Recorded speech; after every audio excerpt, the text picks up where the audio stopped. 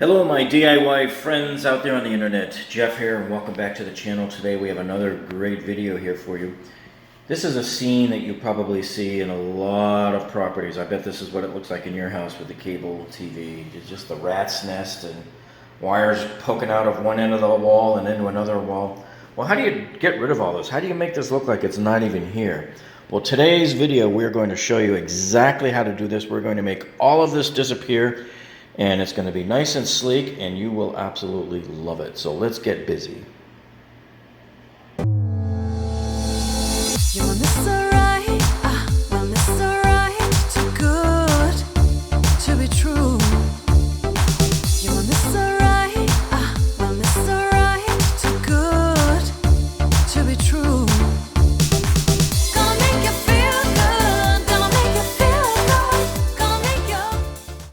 Okay, so if you live in a condo or have an old house, you're going to see this type of stuff a lot, where the cable comes into one plate in the room, and then now you have to try to run it, cable over to a more convenient spot for you to put your TV, or even worse, you have to run it over into the wall where maybe there's another cable jack and then feed the rest of your house from there.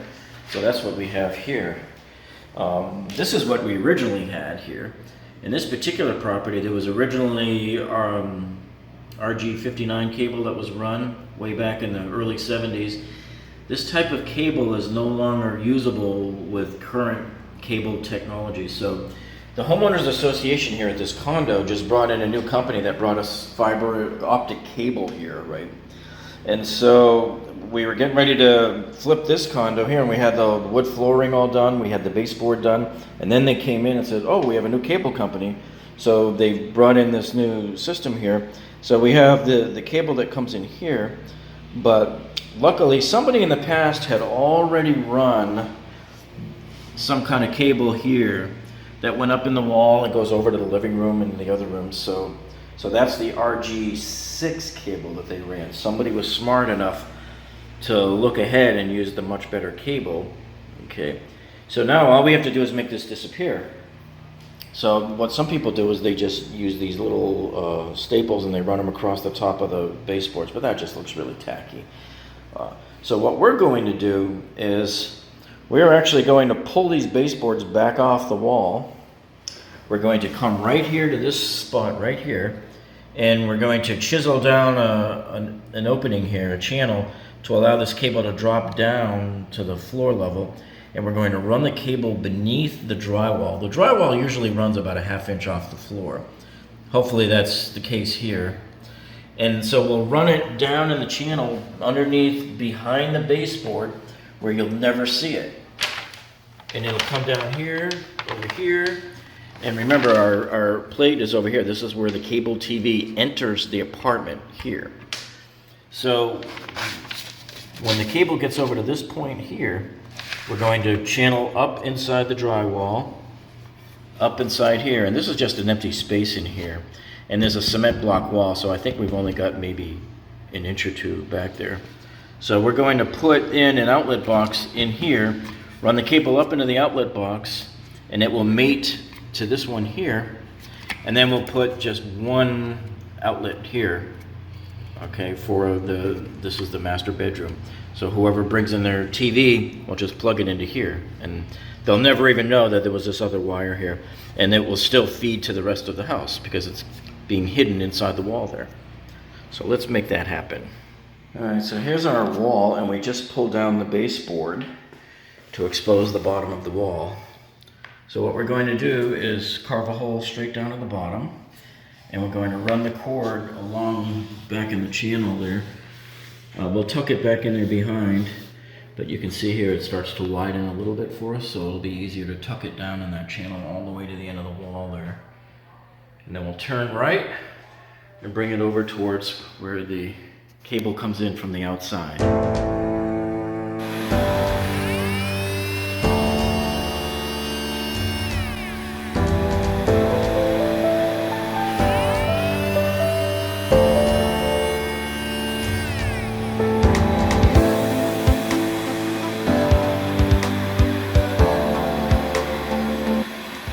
Okay, so I've got everything started there, so I had to carve just a little little bit out of the bottom of the drywall there to make this fit. But I think we'll be okay for the rest of the part. I won't have to make any more modifications to the bottom. I won't have to cut any more of the drywall off on the bottom to run this cable all the way down there.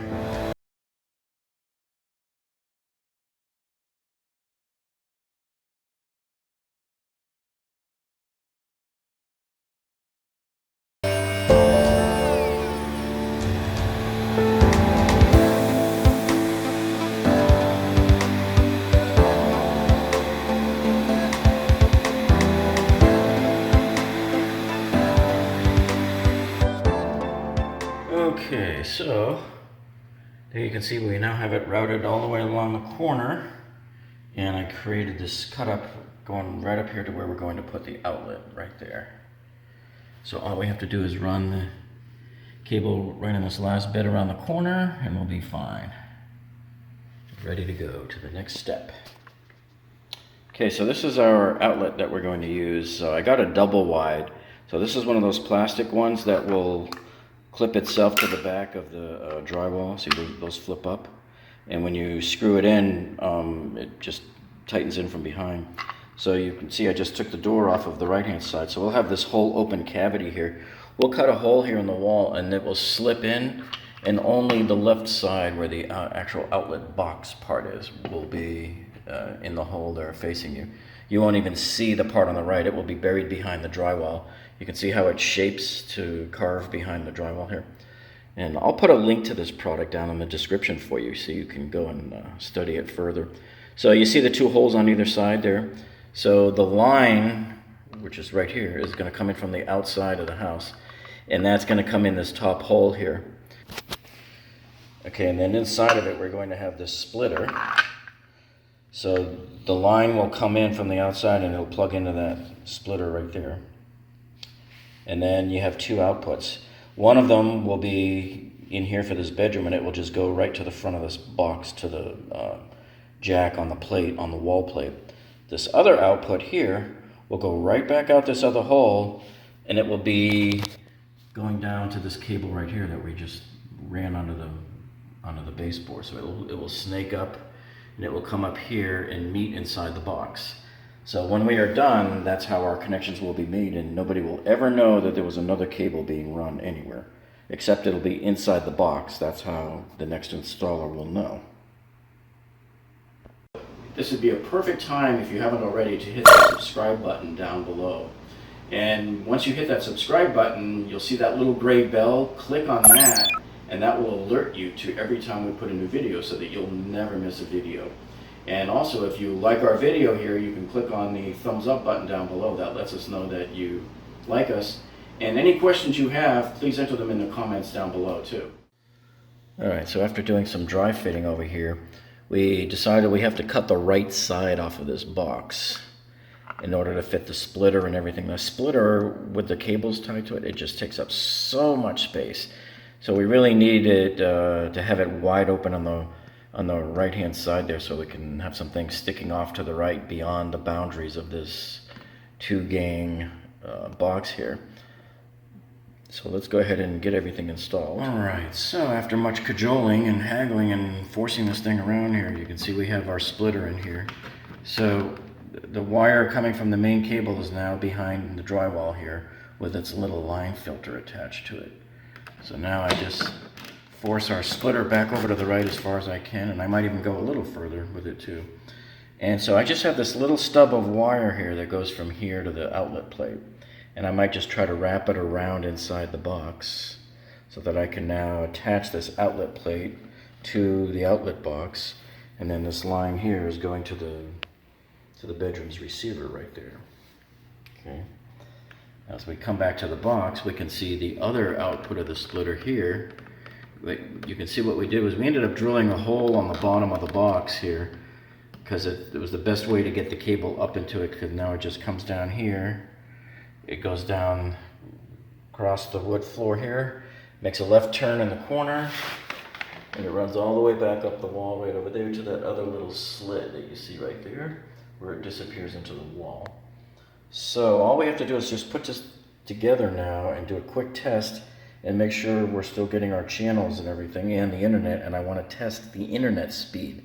I want to make sure that nothing we did here degraded our signal here and our ability to get the high speed.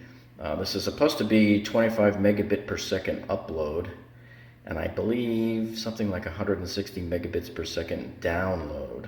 This is fiber optic on the outside of the building that turns into the signal going over the RG6 cable here. All right, so the cable TV's working, and we're just going to do our speed test here. So it's running around doing the checks there. So that's looking pretty speedy there. Alright, and now it's going to do the download test as soon as it finishes this. No, so that was the download. This is the upload test here. So it's coming in at about almost 24, 25 megabits per second. So we're doing pretty good here. Yeah, so there's the test results. There's the download and the upload speed. So we're doing pretty good. There was no degradation to our internet here. So we can seal it all up. Okay, so now I have applied the green tape here. This is our mesh tape that we use for doing patches here for drywall. And we're going to go ahead and mud over that. And then as we come over here and look at the other side here too, we have one there. We could put a little drywall behind it, but with the cable going there, that would just complicate things, and this will be just fine. For that small little area, barely, and not even an inch wide, we'll be okay with that. And most of that will be behind the baseboard anyways. All right, so we've gone ahead and put the first layer of drywall mud on there. And it's pretty well disguised now, so once that dries, we will sand that down and nice and flat around the edges too. And we'll go ahead and put the second layer on and feather it out farther out in each direction. And then likewise over here on the other wall, on the living room side of the room, you can barely see the patch there. So when that dries, we'll go ahead and sand him down, and we'll see. We may get away with one layer on that one. We'll sand it down and see, and if it doesn't look feathered out enough or flat enough, then we'll go ahead and put a second layer. But you know, just a reminder that most of it's going to be under the 5.5 inch tall baseboard. So we're getting there. Almost ready to put it all back together and clean it up. Make it look like we were never here. Okay, so we have sanded this down, the first layer, and we're going to apply a second layer and feather it out a little further here. Alright, so I just got a little bit on there. Got my 9-inch taping knife. Gonna just scrape it out. And the other side. Okay, so while we're waiting for it to dry, we decided to go ahead and put the baseboards back into position, and we'll get ready to nail them back in. And there's our other spot over there. So we're almost ready to sand and paint. Okay, so now as we take a step back there and look at our patch, it is now feathered out about 9 inches on either side of the crack. And this is really the way you want to do it, to make it look believable, so it feathers out nice and flat. I think a common mistake that people make is, you know, our little hole was going right down the middle. That's where the slit was, right down that middle part of that patch. And people just tend to focus right on where the area of the damage was, and they'll just patch that little area and leave a big bump out. But what you're supposed to do is like this and leave it nice and feathered out on both sides. And likewise over here on the input side where the plate is, you can see we feathered out a good 9 inches on either side, all around and on the bottom too. And so this will make this wall look like there was never any cuts made in it at all. Alright, so now we've painted it on this wall here, and we also painted over on that wall over there too. So we'll let it dry overnight and we'll see how it looks in the morning. Okay, now one thing I wanted to show you is we're going to be using this wall plate to replace this other one here. And the reason why is if you look closely with this particular Leviton, see it says right there it's 3/8 inches larger. And so when you compare it, if you stack it up right on top of the other one, you can see it's just a little bit wider. That buys you a little bit more insurance. See right there? Look how much wider it is. And so when you have like little flaws and stuff like this on your outlet, sometimes the drywall isn't always the most perfect around outlets and you need something a little wider. So if you look at this electrical outlet here, you can see I use outlet plates these are metal. I only use metal plates. And I make them wider. I use them wider here to cover problems. And a lot of times you'll have doming of the wall around the wall. And if you were to try to squeeze it tighter with the plastic, sometimes the plastic ones break, even the ones that say they're unbreakable. So that's why I prefer to go wider with all of my plates, including the cable plates.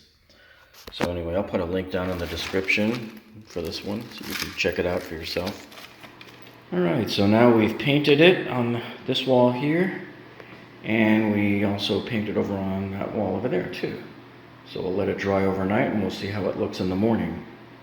Okay, so there's the kitchen we just finished building. But over here in the living room side here is where the other end of that cable pops out, see? So it comes out over here out of this wall.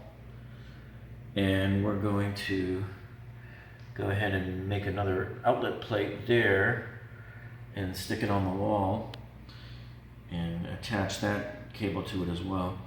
And then there's the old cable plates and everything, and another old hole that apparently that they had used at some time also that was open, and they left it open, the previous owners. So we're going to remove those and patch those up eventually.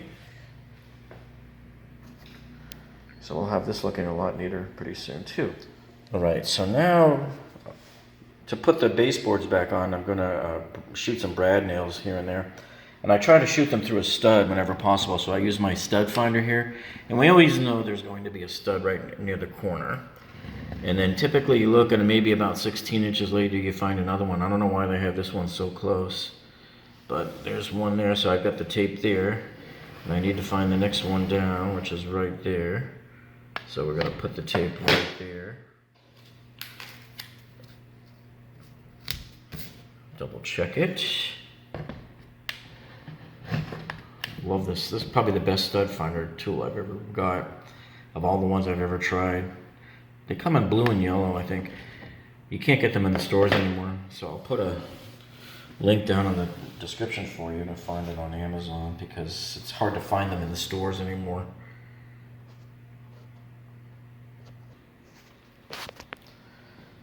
Well, it took all of about a minute to locate and mark all of the studs on the wall here. And usually a good rule of thumb that really helps you narrow them down too is you look over here and there's always going to be one on either the left side or the right side of an outlet or a wall switch because the outlet boxes behind them are mounted to the studs. So that's a good way to find them. And likewise, if you look at this other old phone jack over here, there's a little outlet box behind it, so it's attached to the stud where that blue tape is.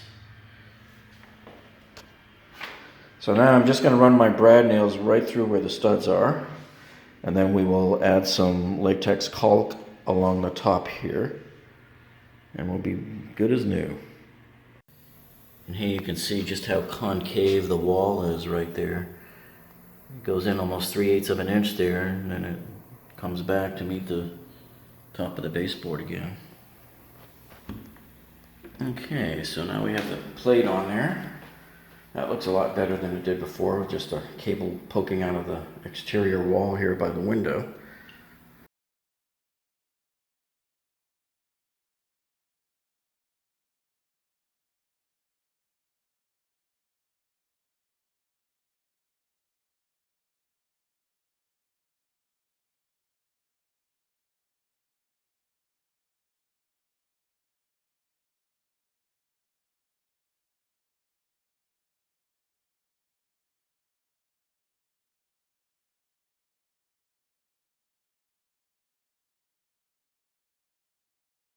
Alright, so the baseboards are put back and caulked in place, and there is our cable plate in position, ready for action. And there's our final look. So there's the receiver that's already there and just has this one line going into the antenna jack there on the wall for the cable. And that's really all you should ever see in a bedroom for any type of cable TV.